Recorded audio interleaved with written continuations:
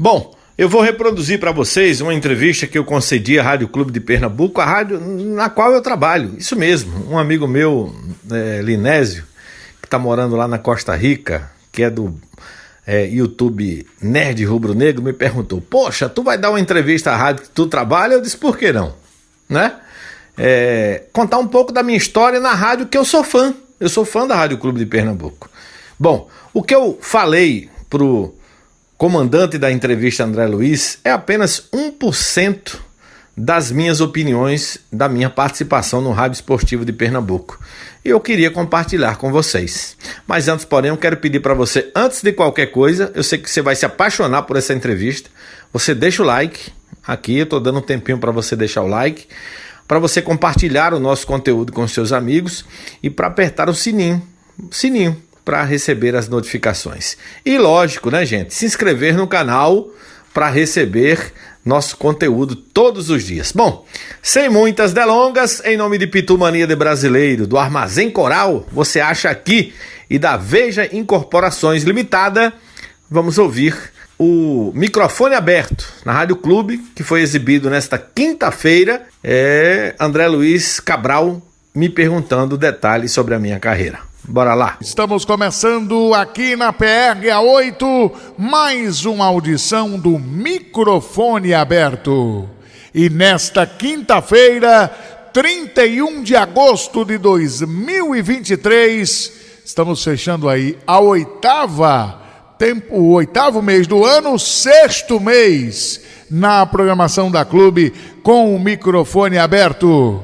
Estamos recebendo o repórter, por que não comentarista, né, que opina bastante aqui também no futebol da Clube de Pernambuco, o Wellington Araújo. Está tudo bem com você, companheiro? Boa tarde. Boa tarde, André. Um abraço a todos os amigos ligados aqui no nosso programa, na Clube de Pernambuco. Uma boa tarde a todos os ouvintes, aqui à disposição do amigo, do ouvinte da Rádio Clube, essa emissora que eu tenho o prazer de trabalhar e que comecei praticamente aqui na Rádio Clube de Pernambuco.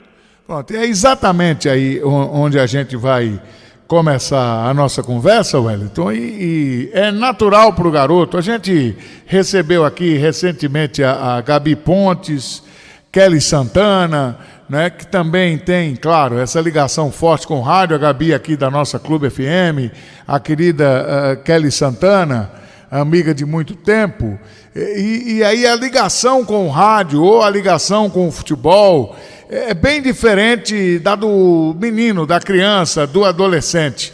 Como foi que começou o seu contato com o futebol, você morando no interior, naturalmente uma dificuldade maior para estar presente aos estádios? Então, como começou a tua relação com o rádio e com o futebol, hein, Wellington? Ô André, você bem frisou, né? No interior, por exemplo, eu vim entender que existiam várias e várias outras emissoras de rádio muito tempo depois da lembrança que eu tenho do rádio. Por exemplo, em Vitória, a Rádio Clube mandando na audiência do AM do futebol, e uma tamandaré de vez em quando. Isso a gente está falando da transição dos anos 70 para os anos 80. Eu nasci em 73, então eu tinha uns 8, 9 anos. Foi que eu comecei a ouvir resenha, porque de repente, não mais que de repente, meu pai, que foi comerciante enquanto esteve em vida, e eu ajudava muito meu pai, e a gente ouvia a resenha no rádio do vizinho. Hoje está uma facilidade danada, né? Antigamente, para se ter um som para ouvir num comércio, era uma dificuldade tremenda. Então, hoje você não perde o programa que você quer, né, Wellington? Hoje você não perde o programa que você quer, você assiste depois, né? Exatamente. Antigamente tinha que correr, tinha horários, gol do Fantástico, era uma agonia danada, uma carreira danada para não perder, né? Não é verdade? É verdade. Eu lembro, pequeno, esperando aquele tape dos clássicos, rapaz, que eu era muito pequeno, não ia para campo, na TV universitária, né? Jaime Ubiratã, isso, assistindo aqueles tapes.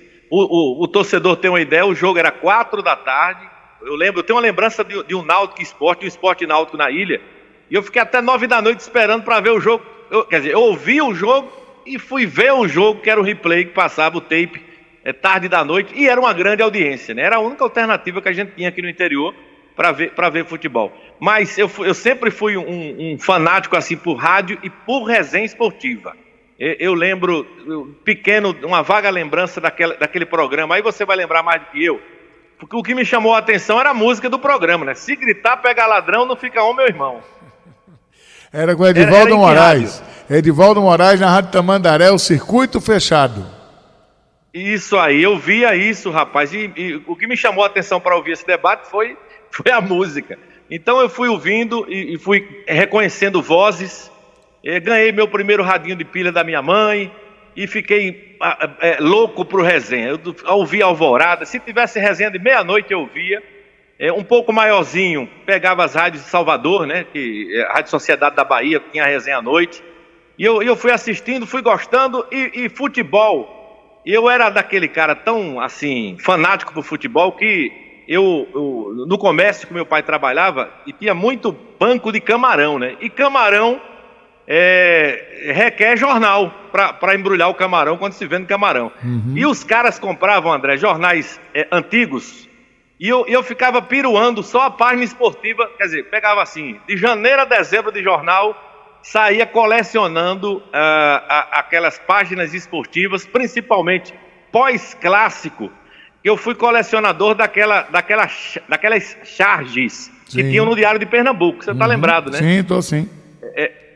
Só para o ouvinte ter uma ideia, um exemplo assim, o Náutico ganhava do Sport, aí tinha um desenho bem grande no caderno esportivo no dia seguinte, do Timbu dando um nó no rabo do leão, ou quando o Sport ganhava do Santa, dava um nó na cobra, e aquilo era muito engraçado e muito criativo, e eu juntava muito jornal desses clássicos, e por aí fui. Agora, ir para estádio de futebol eu tive problemas, porque só depois, como eu trabalhava todo domingo com meu pai na feira, não tinha como ir para estádio de futebol. E a feira era o seguinte, André, a cada 10 comerciantes, tinham 5 do Náutico, 3 do Sport e 2 do Santa Cruz. Tinha mais alvirrubro. E aí, quando a galera se juntava na feira, eu tô falando com 10, 12 anos de idade, vamos pro jogo do Náutico. Aí ia todo mundo. Quem era rubro-negro, tricolor, alvirrubro, e a galera da feira toda pro jogo. E eu tenho vaga lembrança assim de ver Náutico e Vasco no Arruda. Fui para muitos jogos do Santa Cruz e não ia muito para jogos do Sport. Eu ia para jogo do Sport quando meu pai ia para Caxangá, geralmente no domingo depois da feira, que a feira terminava meio-dia, ia para Caxangá para visitar meu tio. E meu tio morava ali perto do Cordeiro, perto da ilha, no tempo que se ia para estádio de futebol a pé. Então a gente ia muito, eu, meu pai, meu tio, meu primo Daniel, eu só ia para a Ilha do Retiro quando ia para Caxangá. Agora, para jogo de Náutico e Santa Cruz, se pintasse toda semana eu ia, porque eu gostava de ver jogo. Eu digo o seguinte, André, quando começava o jogo, eu olhava para o relógio, qualquer jogo que eu tivesse no estádio, eu dizia, lascou, já foi-se embora 1 minuto do jogo, já é 1 minuto a menos para eu ver. Então, eu queria muito, eu achava aquilo como se fosse um cinema, você assim, olhando aqueles caras correndo naquele tapete verde, e eu fui um privilegiado assim de ir para muito jogo na base da amizade, do Sport, do Náutico e do Santa Cruz quando jovem. E o rádio, eu também fui um privilegiado de começar, eu comecei por acaso no rádio, né? Por acaso, mais na base da vontade, mas eu sei que você vai perguntar daqui para frente. Isso, perfeito. E aí, assim, Wellington, eu morava perto do Arruda, aliás, na avenida que moro hoje, perto do Arruda, e era exatamente assim, o jogo que pintasse, a rapaziada ia. É exatamente isso, meados dos anos 80. Eu não sei se esse Náutico e Vasco que você falou aí, se Dinamite fez um gol de falta na Rua das Moças.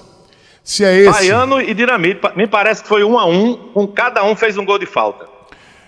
O que eu me lembro, o Vasco ganhou com um gol de Dinamite. Mas não importa, não importa. O que importa é que era exatamente isso. Agora. E lembrar, André, que nos anos 80, todos os jogos eram realizados no Arruda. No Arruda, né? A ilha, eu lembro que estava interditada, e os aflitos.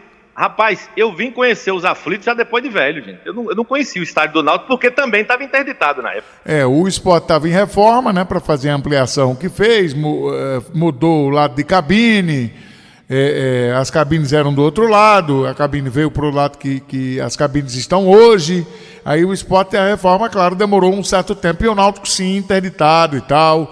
Teve uma polêmica no campeonato de 83, né? O Náutico tirou as traves para não ter jogo lá, por isso que teve um Sport e Santa Cruz que foi em Caruaru, em 1983.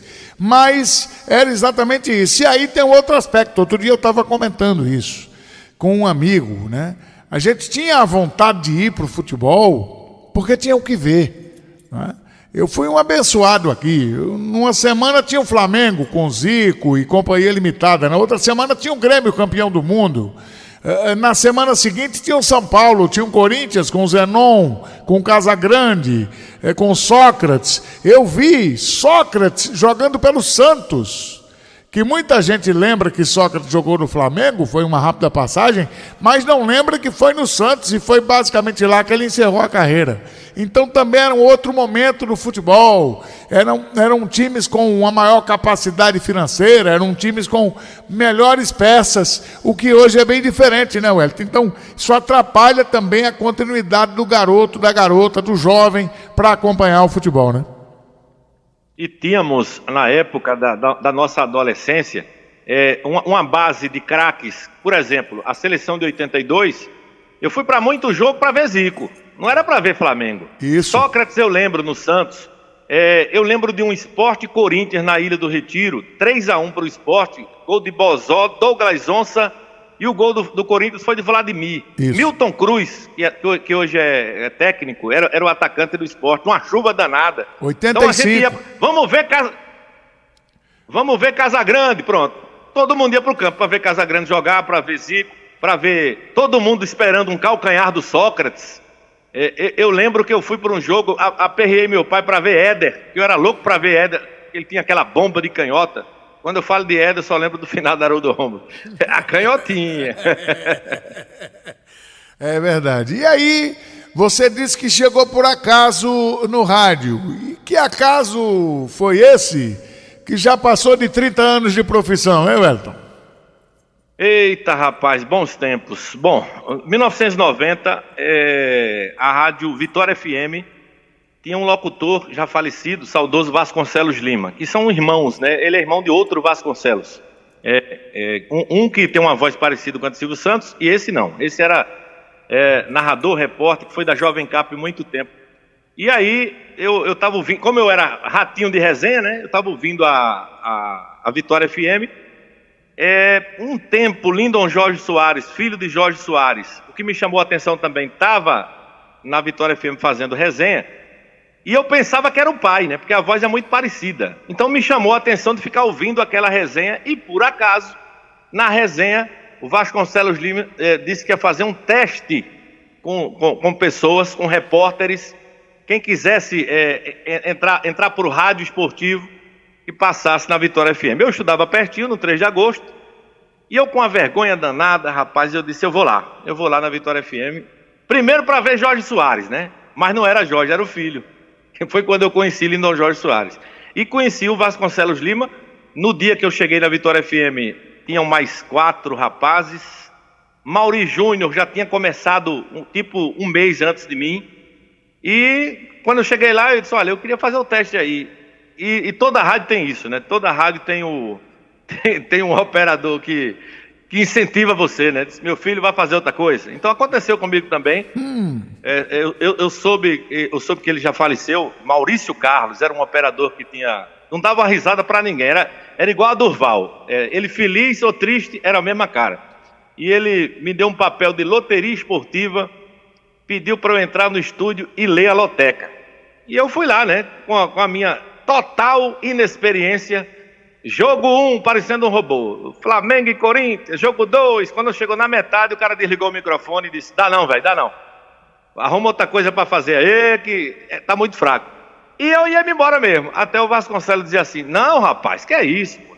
Ele vai vir aqui todo dia, até melhorar, ler esse cartão, e a gente vai deixando ele. Então isso foi muito válido, você ter um professor assim, que tenha paciência de vá assistindo, Por exemplo, você fez muito bem com Osmar Cordeiro, aqui nos Campeões da Bola.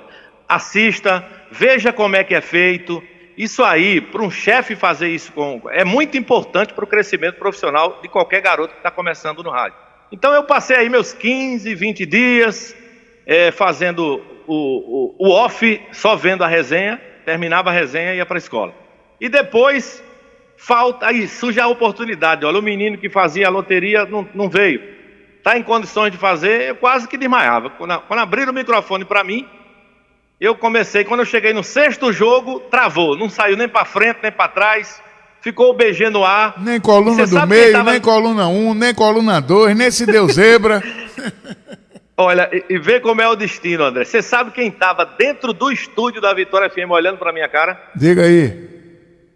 Henrique Queiroz, do Jornal do Comércio. Ele Grande foi visitar figura, a Vitória FM, que o Fábio Queiroz era diretor da Vitória FM. E Henrique Queiroz foi... E eu nunca contei isso para Henrique, porque eu também acho que ele não lembra. E anos depois, fui setorista do Náutico, do meu lado, com o Henrique Queiroz, e eu morrendo de vergonha de contar isso para ele. Então deu um branco. Aí o que foi que houve? Eu disse, rapaz, deu branco. Aí o cara disse, então não, fica tranquilo que na próxima tu acerta. E essa confiança foi se estabelecendo a um ponto que eu recebi uma lição maravilhosa na época de Vasconcelos Lima, que ele disse, olha, eu gravei tua participação na resenha. Eu queria que você fizesse agora o papel inverso. Ouça o que você falou para ver se você entendeu. Aí eu fui ouvir, achei horrorosa. Primeira coisa que o cara não gosta é a voz. A primeira coisa que não gosta é a voz.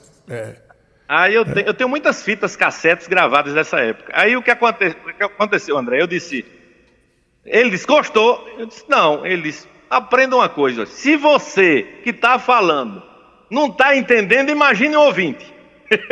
Então ele disse, quando você estiver falando, ouça o que você está falando para o povo entender. Porque se você não entende, imagine os outros. Isso aí foi uma lição que é prestar atenção no que está falando. Bom, para resumir a história, de ler cartão de loteria, eu passei a apresentar a resenha, tempo depois, já com confiança. Depois de apresentar a resenha, o Vitória entrou no campeonato, a Desportiva Vitória. Meu time de coração, a gloriosa Desportiva Vitória, entrou no campeonato. E a gente começou a ir para estádio de futebol, que era outra coisa maravilhosa. Eu já gostava de ir para campo assistir. Imagina trabalhar e estar ali de lado daqueles jogadores dentro de campo.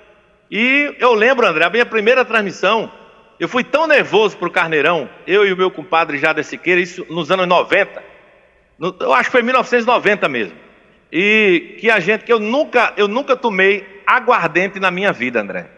E dividi um copo de aguardente, eu e Jader. Chegou todos os dois com a orelha vermelha no Carneirão. Foi um quartinho pros dois, um quartinho pros dois. Significa dizer que na sua estreia você tomou logo 2 lapadas. Pronto, foi logo. Vige Nossa Senhora. E o Vitória levou uma lapada também, pronto. Aí diga que lá. Aí completou tudo. Então ali o interior, evidentemente que o rádio do interior é uma grande escola. A capital tinha... onde, André, me permita, onde você tem o direito de errar. Você erra o tempo todo e vai aprendendo a ter o improviso. Porque eu lembro até do Rembrandt. Rembrandt começou um ano antes de mim, que já transmitia, André, Liga de Vitória. Olha, você transmitir campeonato de liga para quem está começando é onde você vai aprender tudo. É um curso completo sem faculdade. Você aprende a entrevistar, erra certa, aprende a ter tempo... Aprenda a narrar, aprenda a reportar, aprenda a comentar e as dificuldades que o futebol amador ensina. Então, é uma faculdade você fazer para quem está começando no interior, na sua liga local. Eu tenho guardado a minha primeira carteira, parecia um troféu. Quando o Zezinho, falecido Zezinho, foi presidente do Corinthians, que era um time que tinha aqui em Vitória, presidente da liga me deu aquela carteira como repórter esportivo para eu ter acesso ao campeonato de Vitória. Essa carteira eu tenho guardada até hoje porque eu fui tão alegre no mundo ver um jogo porque eu estava com a credencial. Isso, realmente esse ponto que é importante e que infelizmente hoje é muito mais difícil porque a gente não tem mais a chamada rádio escolinha, né? Aqui, nesse período, eu comecei em 91, era a Rádio Capibaribe, era onde você tinha o espaço, tinha a brecha para ir aprender, tinha o espaço para fazer futebol, tinha o espaço para ir começar na profissão, que é quando o camarada quer mesmo aquilo ali e vai, e foi o meu caso. E no interior, como o Wellington acabou de descrever, tem esses aspectos, tem um pouco mais até de oportunidade, um pouco mais de espaço do que na capital. Hoje, realmente, é pouco o espaço, infelizmente, para quem está começando. E aí o Wellington... O Vitória, André, ele foi pra gente um pai e mãe. Quando eu digo pra gente, pra mim, pra Rembrandt Júnior, Giselda Tavares, Mauri Júnior, Otávio Santos, Vitória revelou no mínimo 10 profissionais no começo da década de 90 para o Rádio Esportivo de Pernambuco. 10 profissionais. Por quê? Porque abriu as portas. A gente tinha a visita do esporte do Náutico Santa Cruz para Vitória, e a gente tinha acesso a profissionais que a gente só ouvia pelo rádio. E começou, e aí, você vai entrar agora, eu sei, vai entrar justamente nos boletins que acabou o rádio do Recife precisando da rapaziada do interior. Isso, e aí como foi que surgiu o convite para esses boletins aqui na Rádio Clube, Wellington? Olha, primeiro, quando o Vitória começou a ganhar de todo mundo, se sentiu no Recife a necessidade de ter noticiário do Vitória. Era aquela coisa pequena, né? 1 minuto, 1 minuto e meio, se passar disso, corta. Então, o que é que aconteceu? Primeiro começaram os giros de placar, André, que eram muito importantes. Agora, quem começou primeiro foi Giselda Tavares, fazendo para a Rádio Clube. Aí ela ficou sem tempo. Aí passou para Rembrandt. Aí Rembrandt começou a fazer. Quando o Rembrandt foi tirar férias na Rádio Clube, aí a vaga caiu para mim, que comecei a fazer os boletins do Vitória, isso aí já 91, 1992, por aí a gente fazia Alvorada Esportiva. É bom lembrar os jovens, e não tinha celular nem internet não, viu? Era na raça. Fiz muito boletim de orelhão de prefeitura. É isso mesmo, porque essa meninada aí tá achando que o mundo começou quando eles chegaram aqui. E o mundo não começou quando eles chegaram aqui. É fundamental. Aí você começava a fazia o boletim para todas as resenhas, Wellington? Era para meio-dia e Alvorada e Bola ao Centro. O giro do placar também ensinou muito, André. Um exemplo, Vitória e Central no Carneirão. A Rádio Clube tinha o giro do placar com o repórter da cidade. Isso tinha para Limoeiro, para Vitória, para Caruaru. A gente pegava o material na Rádio Clube e fazia aquele giro sem atrapalhar muito, né? Aqui em Vitória 10 minutos, Vitória 0, Central 0. Mas só sair minha voz na Rádio Clube, eu já descia do Carneirão como o Galvão Bueno sai de uma Copa do Mundo. Pense numa estrela. É verdade. E é claro, porque o cidadão vai sentindo que a coisa está evoluindo. Começava ali na rádio pertinho de casa, no interior, e aí já galgou o boletim. E quando você veio definitivamente, como foi? Que você lembra quem ligou para você, quem contactou, como foi o acerto e como foi sua chegada? Não, agora está contratado e vai vir trabalhar na Rádio Clube de Pernambuco. Quando eu completei 20 anos, acho que eu fui para a Rádio Clube em 90. Eu lembro de ter feito a pista do gol do Chiquinho em 94, na final contra o Náutico. Então eu cheguei na Rádio Clube, acho eu, em 93. Como foi? Rembrandt foi contratado. Rembrandt era o folguista. Foi contratado pela Rádio Clube e eu fiquei de stand-by. Quando pintou o primeiro repórter a entrar de férias, Carlos Miranda ligou para mim, que era o coordenador, saudoso, grande Carlos Miranda, que foi um dos grandes professores que eu tive no Rádio Esportivo. Eu cito sempre 3. Primeiro, Vasconcelos Lima, tem Carlos Miranda, tem Ralph de Carvalho, Iata Júnior também me ensinou muita coisa. São essas pessoas assim que a gente não pode deixar de registrar. Mas o Miranda ligou para mim e disse: olha, a gente está precisando para tirar folga. Você pode vir de Vitória para Recife? E você sabe que matuto é bicho do mato, viu? Olha, eu ia para Recife, ficava olhando o relógio para voltar logo. Porque é carro subindo, ônibus descendo, e no interior a gente não tem isso. E a Rádio Clube, com uma estrutura maravilhosa, tinha um carro para levar a gente para os clubes. e foi aí que eu fui conhecendo o que era os bastidores de um grande clube. O motorista era Joca Fumacinha, não? Era Juquinha, grande Juquinha, grande figura. Tinha uns três, né? Tinha uns três motoristas que a gente fazia amizade. Então, outro aprendizado, você quando chega numa rádio dessa, do porte da Rádio Clube, a época ainda dos 100 kW, né, André, que pegava até em túnel de trem, a Rádio Clube, a audiência é muito grande, você fica logo conhecido. E o folguista, ele tem o privilégio de aprender cobrir os três ao mesmo tempo. Na mesma semana você passa no Santa, na mesma semana você vai no Náutico, na mesma semana você vai no Esporte. Então, você aprende a fazer cobertura. Eu tive o privilégio também de fazer muita pista de preliminar, que não tem mais. Isso aí molda o repórter de uma maneira sensacional. É o trabalho de base também no rádio. Pronto, aí o Miranda ligou para mim, eu fui tirando essas folgas. Quando eu completei 20 anos, eu tenho uma fita... será que o povo ainda sabe o que é isso, Miranda? Fita cassete? Videocassete. Procura no Google. Quem não souber, procura no Google. E eu falei no meu aniversário de 20 anos na fita, ao ser perguntado qual era o meu sonho. E eu disse, meu sonho é ser contratado pela Rádio Clube de Pernambuco. Meses depois, fui contratado. E eu fui também um privilegiado de chegar numa Rádio Clube e você trabalhar com todas aquelas feras que você ouvia desde pequeno no rádio. Quer dizer, além de ser fã dos caras, você foi ter uma intimidade de dar um bom dia, de dar uma boa tarde. Eu cheguei tão matutinho na Rádio Clube que eu demorei 1 ano para chamar Ralph de Ralph. Eu chamava seu Ralph. Ele ficava arretado. Eu disse, rapaz, que seu, rapaz. Acaba com isso. E o seu Ralph, pô, não tinha como eu chamar Ralph de Ralph. Era intimidade demais. Então, eu chamava sempre seu Ralph. E eu tive o privilégio, aí concluindo meu raciocínio, de pegar tantos estilos diferentes de profissionais para aprender. E eu saí pensando uma coisa boa de cada um, de um Martinelli, de um Jorge, o estilo do Martinelli, o estilo do Jorge Soares, o estilo do Haroldo Rômulo. O Rembrandt já era mais da minha faixa de idade, tinha o Catezinho, tinha o Pedro Luiz, tinha o Miranda, Ralph de Carvalho, Roberto Queiroz. Então, só fera que eu via no interior. E aí você vai aprendendo, tirando o que tem de bom de cada um.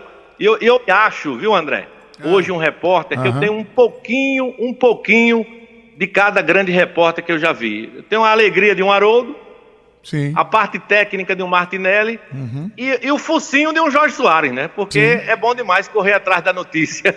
É verdade. Eu só não vou falar o puxa confusão, porque aí parece que já nasceu no sangue. É verdade. Aliás, João Vitor Amorim, o Bolinha, né, outro dia eu tive que fazer um noticiário aqui do Náutico, aí ele mandou dizer, epa, vai ter confusão. Quando ele ouviu e ficou brincando, porque tá uma chama mesmo, você tem que buscar, você tem que fuçar a notícia, né? Hoje a gente vê uma acomodação muito grande porque está lá no site. O que tem de noticiário lido de site, sem apuração, sem você ir buscar algo diferente, né? Hoje também é mais difícil, tem as dificuldades, a cada tempo ao seu tempo. Se a dificuldade no nosso tempo era a tecnologia não ser avançada como ela é hoje a dificuldade de quem tem a tecnologia é o acesso, é de estar acompanhando e tal. Então você lembra a sua estreia como contratado? Qual foi o primeiro jogo que você fez na Rádio Clube? E se por acaso, você lembra da equipe, Wellington? Ô André, teve um fato aí que eu tenho que contar. Antes de ser contratado, eu ia desistindo da Rádio Clube. Eu ia voltar para casa e não queria saber mais do rádio. Porque aconteceu um episódio de uma arruda, e eu vou preservar aqui, não vou falar o que foi que aconteceu, que eu cheguei na rádio no dia seguinte, chamei Carlos Miranda, que era meu coordenador, e entreguei o gravador a ele e disse, eu vou embora, eu não quero mais ficar aqui. Aí ele disse, o que foi que aconteceu? Eu disse, nada não aconteceu nada, é que eu não estou me acostumando a ficar em Recife não. Aí Carlos Miranda disse, calma garoto, senta aqui, vá. Eu vou procurar saber o que foi que houve. E eu não queria que ninguém soubesse o que aconteceu. E eles descobriram e ficou um clima ruim para outra pessoa e, de repente, Ralf de Carvalho me chamou na sala dele, disse, olha, eu soube o que aconteceu, isso não vai mais se repetir, e eu queria que você ficasse com a gente, inclusive, eu já solicitei a direção da rádio para lhe contratar. Aí, meu amigo, eu fiquei com uma alegria tão grande na hora que, minha Nossa Senhora. Bom, as primeiras, André, assim, primeira transmissão, você perguntou assim, não foi? Foi. É porque a primeira transmissão, eu acho impossível de lembrar, porque a gente já vinha, na verdade, Sim.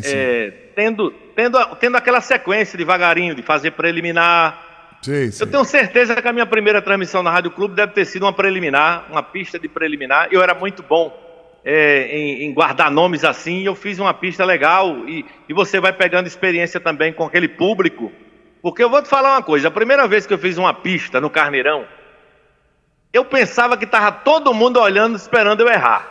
Então você esquece, hoje em dia, a gente mais velho, mais experiente, a gente não está nem aí, né, para arquibancada.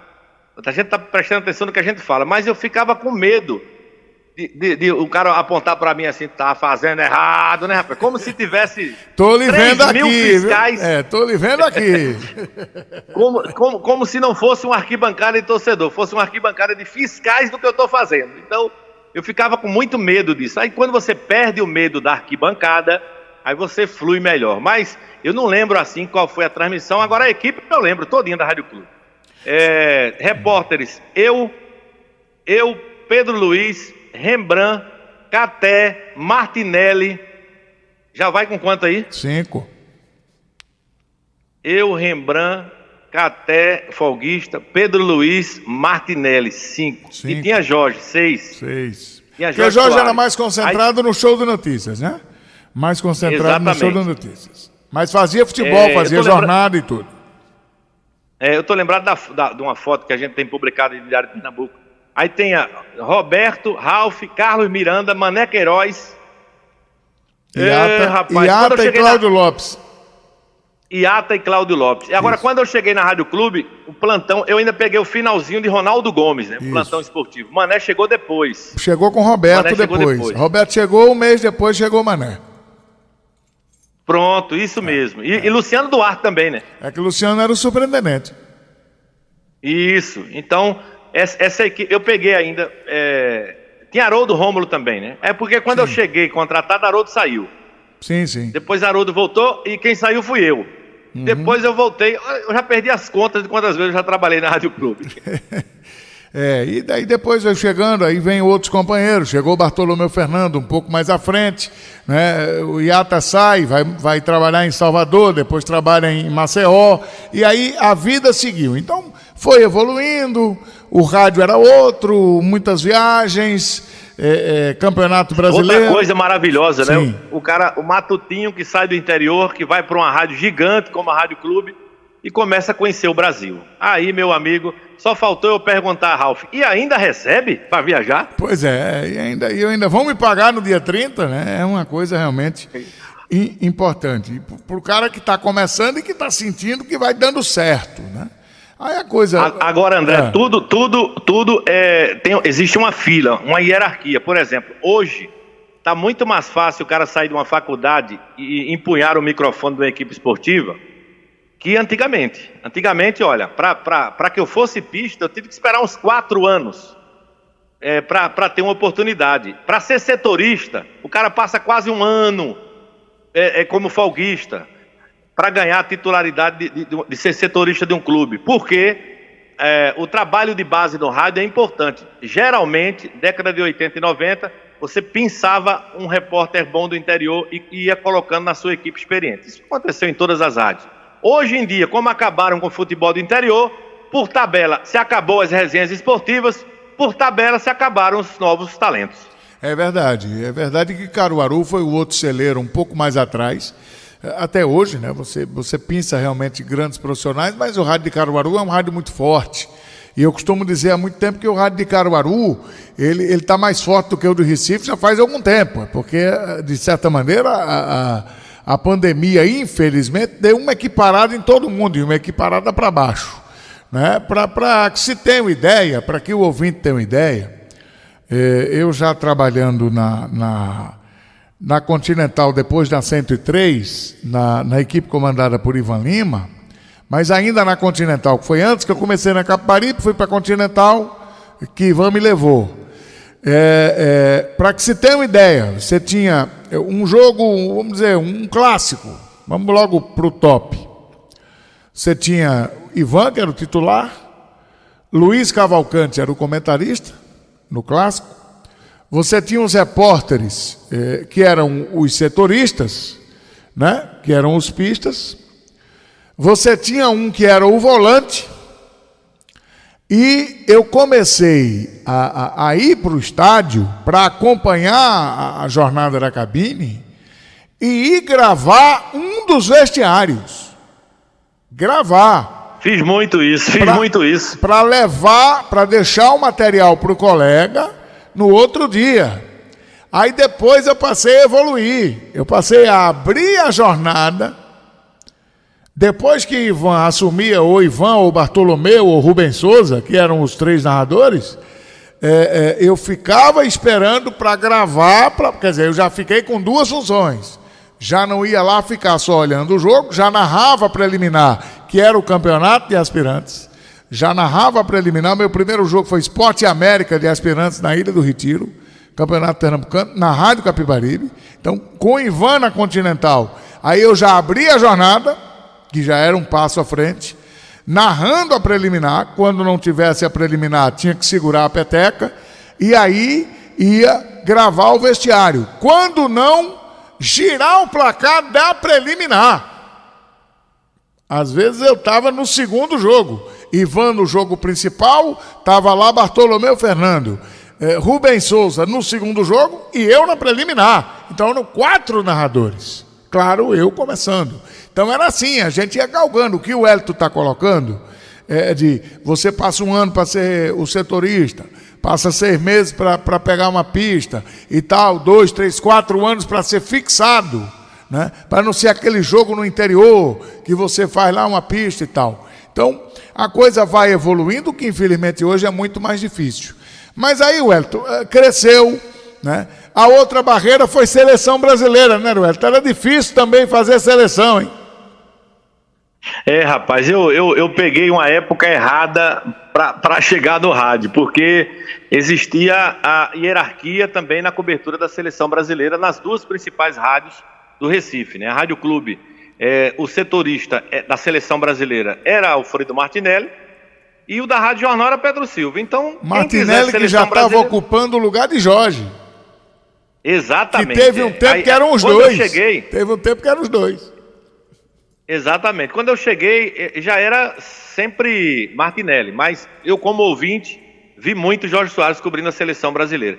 E aí você faz jogo de seleção na escala, porque eu tive a única experiência assim, na década de 90 de seleção, foi estar no hotel da seleção brasileira, dividindo um noticiário com Martinelli, que já era um peso gigante eu estar ali. Então, para mim ali já era um troféu. Claro, o cara vai dizer assim, mas você poderia fazer. Eu não tinha experiência ainda para fazer. Por isso você era escalado com o melhor repórter, com o repórter da seleção, para aprender, gente, que é muito importante. A palavra aprender é fundamental para quem quiser ser repórter esportivo. E aí não tive o privilégio de ser setorista de seleção brasileira nessa fase da década de 90 inteira e começo de 2000. Não tive na minha carreira toda oportunidade assim de ser um setorista de seleção brasileira, quando eu falo isso no auge do rádio de Pernambuco, de investimento, de cobertura de Copa do Mundo, porque realmente é uma das frustrações que eu tenho, mas eu entendo que a época, eu lembro sempre de um amigo nosso que chegou no rádio num ano e foi para uma Copa no outro. Eu passei a vida toda e não teve essa brecha, essa porta aberta para fazer cobertura de seleção brasileira, como tem outra frustração na minha carreira profissional de não ter saído do Brasil para jogo nenhum. Quando o Sport foi para a Libertadores em 88, nem no rádio eu trabalhava. Nas outras vezes já não se tinha estrutura ou tinha um setorista para ir. Então, sempre na hora da minha vez, a catraca travou. Acontece. E para que o ouvinte tenha ideia como não é fácil. Como não é fácil, porque realmente o sarrafo era muito alto.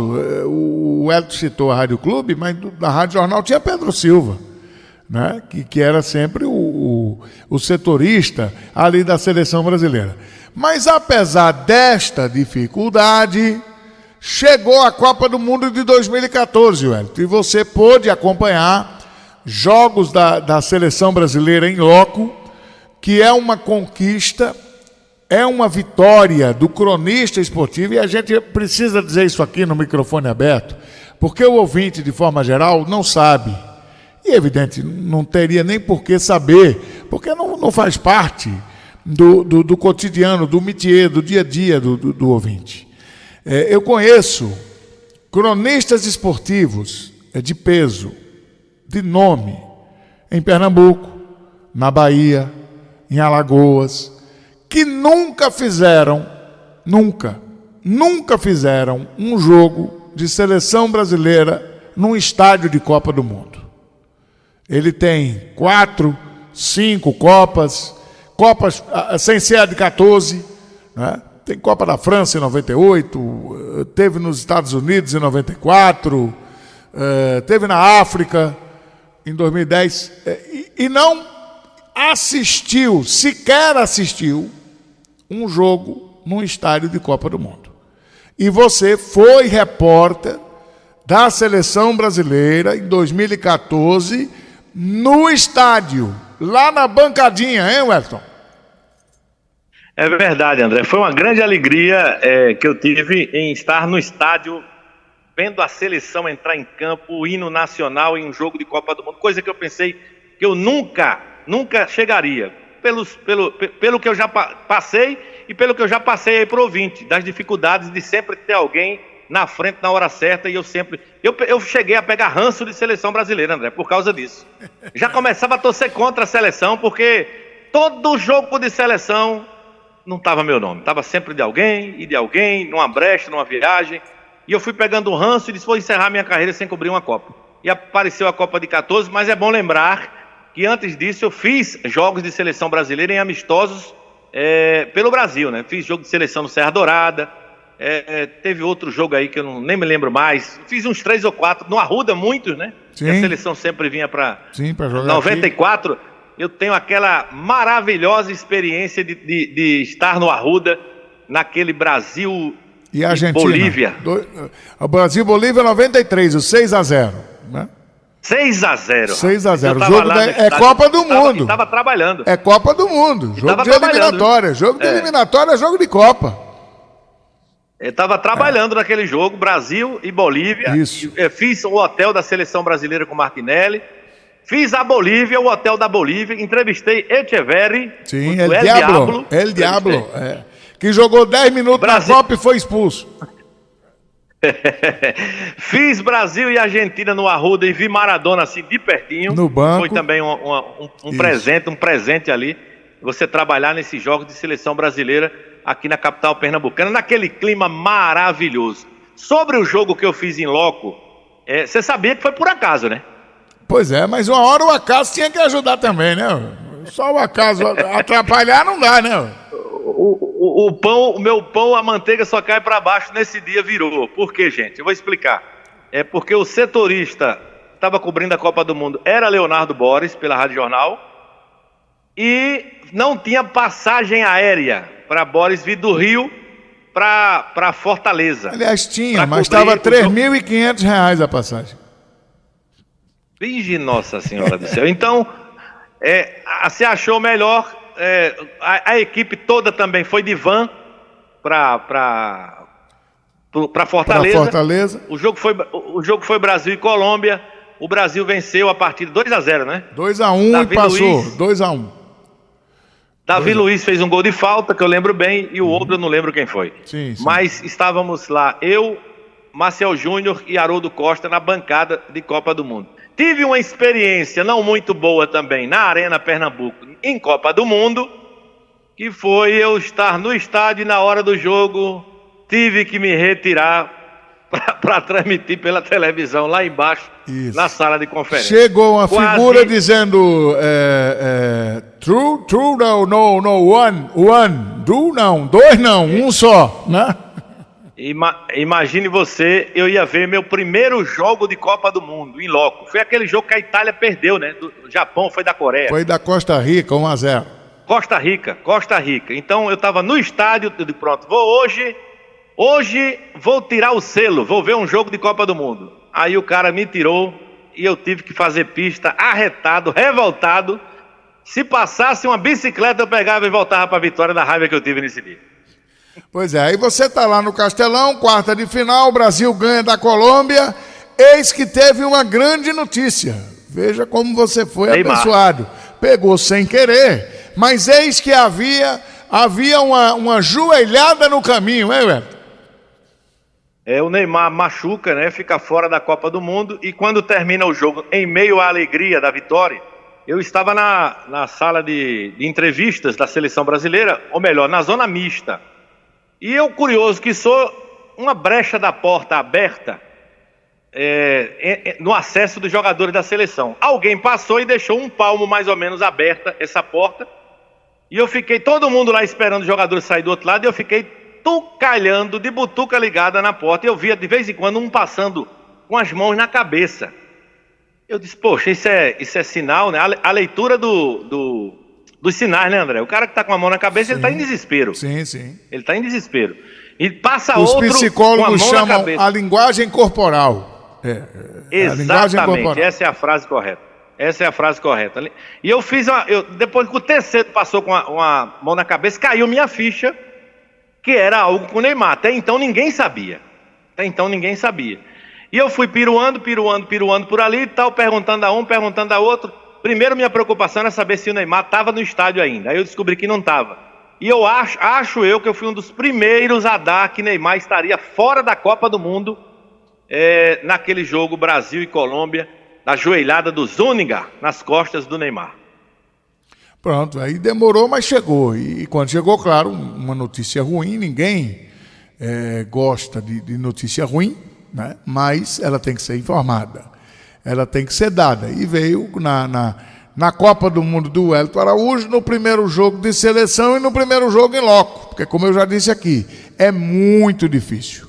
Eu conheço muita gente boa por aí afora que nunca fez um jogo do Brasil em estádio de Copa do Mundo.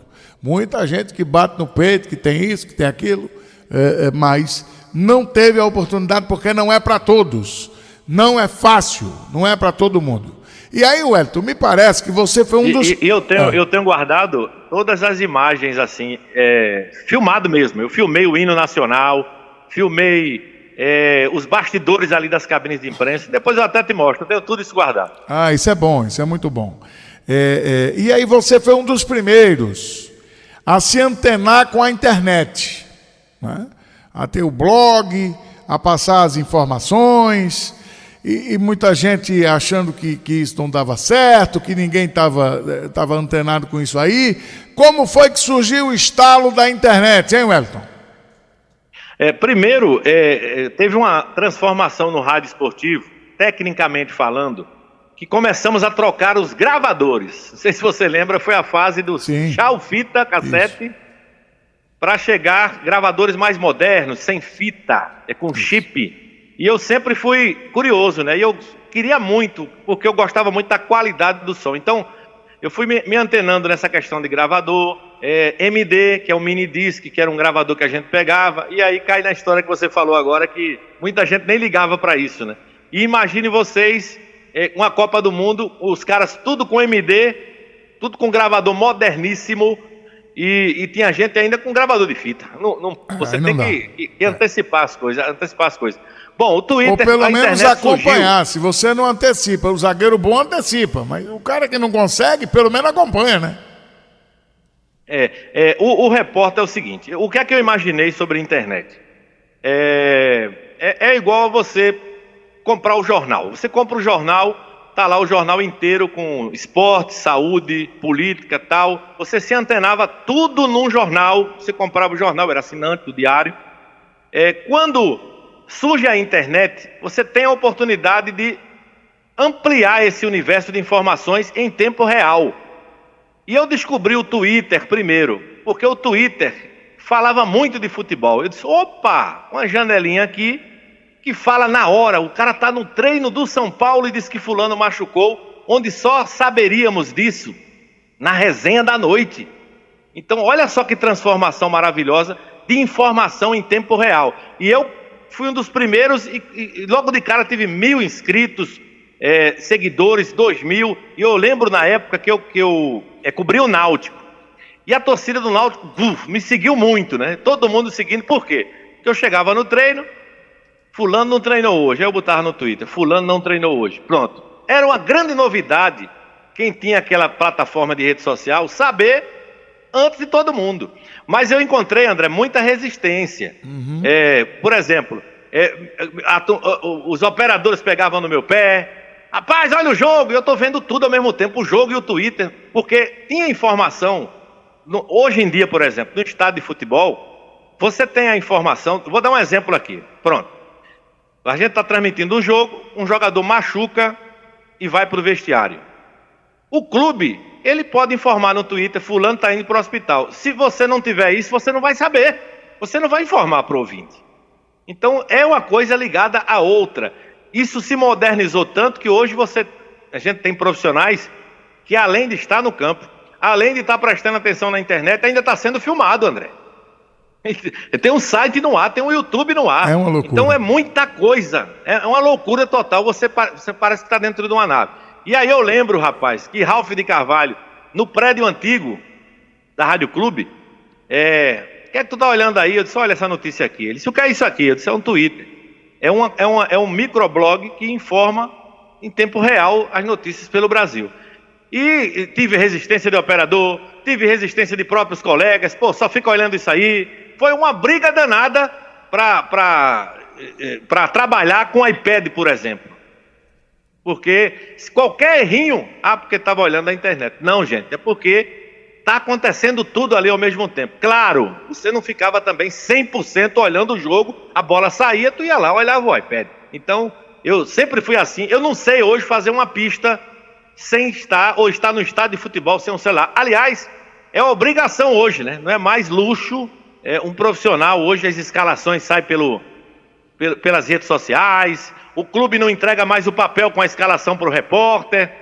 Agora, de lascar foi a nossa transmissão lá em Fortaleza, que a internet sumiu e não entregaram a escalação. Aí diga que lascou. Aí lascou mesmo. Então você foi o que partiu na frente, né? E hoje é sucesso garantido na internet, sem dúvida nenhuma. Já virei a casaca. Olha, primeiro era o Twitter, depois surgiu o blog. E eu virei a casaca do blog para o YouTube. Pelo simples fato que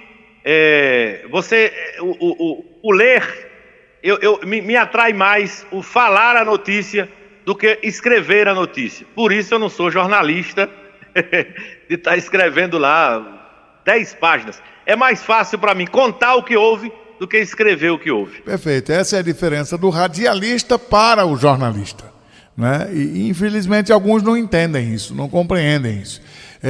Como diria antigamente, cada um na sua. Cada um na sua. Não adianta querer misturar. Claro que você precisar escrever, o cara vai lá e escreve. Não há dificuldade. Mas cada um na sua, porque quando o camarada está na sua, a tendência é que ele renda mais. E hoje, como André, está... deixa eu te contar uma coisa, em termos de curiosidade. Eu lembrei agora, quando eu tinha uns 12 anos, quando eu ia para estádio de futebol, que chegava no outro dia, eu contava como foi o jogo, do primeiro ao último minuto. Hoje cai a ficha. E aquilo já era um comentário, André, sim, da partida. Sim. Que eu contava pra galera lá na feira. Eu dizia, olha, 5 minutos, o Náutico perdeu um gol, cara. Só era cruzar e o cara fazer um gol. Mas o Sport, na hora, deu o contra-ataque e fez isso. Eu contava o jogo, que juntava a plateia, André. Sim, a galera que não foi pro campo, pra eu contar o jogo. Então, era um precoce contador de histórias lá atrás. Isso é importante. E hoje, como está o Wellington Araújo nesse mundo maluco das redes antissociais? O Wellington Araújo, papai de 4 filhos e avô. Como é tá a vida do Wellington Araújo agora? Rapaz, eu digo sempre que tempos bons não voltam mais, né, André? Porque a gente entende pessoalmente que o nosso ramo esportivo, a vida do repórter foi facilitada muito, por um lado, em termos da informação, da chegada da informação, e foi prejudicada demais com essa coisa absurda que é afastar o repórter dos clubes, que é afastar o repórter das entrevistas. Ora bolas, se eu sou repórter, por que eu sou proibido de perguntar? Eu não entendo, eu não aceito o tempo que está rolando hoje para a crônica esportiva. Eu não posso ser repórter se eu não posso entrevistar. Eu não posso ir para um estádio sem ter o privilégio de estar ali perto dos caras e entrevistar. Vai jogar hoje, não vai? Eu acho que, eu lamento muito, dá vontade até de chorar quando eu vejo a situação do repórter esportivo hoje no estádio de futebol. E eu tenho pena dos novos, porque esses novos jamais terão a oportunidade de ver um treino, de fazer amizade com um treinador, de fazer amizade com um jogador. Eu fui amigo de gerações de jogadores do Sport, do Náutico e do Santa Cruz. Eu chegando no rádio esportivo, a galera da minha idade, jogador da minha idade, então crescemos juntos. Não só eu entrevistava o jogador, eu entrevistava um amigo também. Dirigentes que eram antigões ficaram meus amigos, os novos também. Lógico, tem uma treta ali, uma treta aqui, que é normal, mas o rádio esportivo hoje, eu dá vontade de chorar quando eu vejo tanta dificuldade que a gente tem para trabalhar nos dias de hoje. Eu tenho 4 filhos, 3 homens e uma mulher. O interessante desses 4 filhos é que eles gostam de futebol, os homens, mas não jogam bola. Veja que contraste. Se puxassem a mim, estavam na pelada todo dia. Mas a gente entende que os tempos são outros. A garotada hoje prefere jogos online, prefere... o meu mais velho correu logo para trabalhar. E os 2 pequenos não se ligam muito em futebol. Minha filha também assiste jogo, mas ela é apenas torcedora. Ela também nunca se interessou assim para dizer assim, vou ouvir uma resenha esportiva. Meus 4 filhos, eu tenho certeza que nenhum escuta resenha esportiva, porque mesmo tendo um pai repórter, um pai direto falando de futebol, eu acho que ele disseram assim, eu não vou ouvir isso não. Assustou eles, né? Assustou eles. Assustou. Eu costumo dizer que Lucas foi assustado por mim e pela mãe, né? Na questão do jornalismo, e que ele... já tem filho que é totalmente o contrário, né, André? Que pega e vira radialista também, né? A maioria da última geração fazia isso. O exemplo é o filho de Jorge Soares, né? Isso, o filho de Jorge Soares, o filho de J. Raposo, né? Que é o nosso Rodrigo Raposo, enfim, e era muito natural. Wellington Araújo, eu gostaria de lhe agradecer muito, foi ótimo, o tempo passou voando, e acredito que o ouvinte que está curtindo, que vai poder curtir no YouTube, vai poder acompanhar o momento que quiser, esse microfone aberto desse 31 de agosto. Um abraço, viu, Wellington? Um abraço, André. Queria agradecer esse documento que você deixa aí para as futuras gerações, que é essa entrevista. Eu queria também agradecer a você e agradecer a grandes profissionais da nossa geração. Graças a Deus, eu e você tivemos professores ótimos. Lógico que tivemos pessoas que a gente tirou mais de aprendizado, mais de uma do que outras. Mas você entrar no rádio esportivo com aquelas feras, e você hoje é um cara completo no rádio esportivo, é um cara que narra bem. Se eu conhecer 3, conheço muito que faz o que você faz, que é narrar bem, comentar bem e fazer reportagem bem e apresenta bem. Então, eu mesmo digo sempre, de vez em quando alguém me pergunta, mas rapaz, por que tu não fosse narrar futebol? Eu digo, tu é doido, eu vou deixar de ser repórter, de estar todo dia no clube, que é o que está no sangue, para ser 4º narrador, narrar só Ibis e Santa Amaro? Não, Deus me livre, não quero não. E outra coisa, eu quero até minha ressaca na segunda-feira, porque narrador não pode gastar muita garganta. Então são esses aspectos que a gente tem que falar para o ouvinte. Então, muito obrigado à Rádio Clube de Pernambuco, obrigado André Luiz também nessa oportunidade de voltar para a Rádio Clube de Pernambuco. Já trabalhamos em outros prefixos e a gente teve o privilégio de ter um Ralph de Carvalho que está aí vivo. E eu digo sempre, olha, a tal da gratidão, eu digo sempre, olha, agradeça, porque o privilégio que a gente teve de ter um professor como Ralph de Carvalho em todos os aspectos éticos, um grande profissional e um professor na concepção da palavra. Sem dúvida alguma. Estamos fechando o microfone aberto aqui da Clube de Pernambuco. Na sequência vem aí o Fim de Tarde na Fazenda. Um grande abraço e até a próxima quinta-feira. Bom, gente, aí o microfone aberto de André Luiz Cabral com este repórter aqui, amigo de vocês todos os dias. Espero que vocês tenham gostado. Deixa o like. Olha, se quiser colaborar com o Pix do nosso canal é fácil, viu, gente? welaraújo@hotmail.com é o endereço do nosso Pix. Tem aqui na descrição desse vídeo o Pix para você colaborar. Qualquer valor será muito bem-vindo, desde que seja de coração. Valeu, gente! Espero que vocês tenham gostado desse conteúdo. Saúde acima de tudo.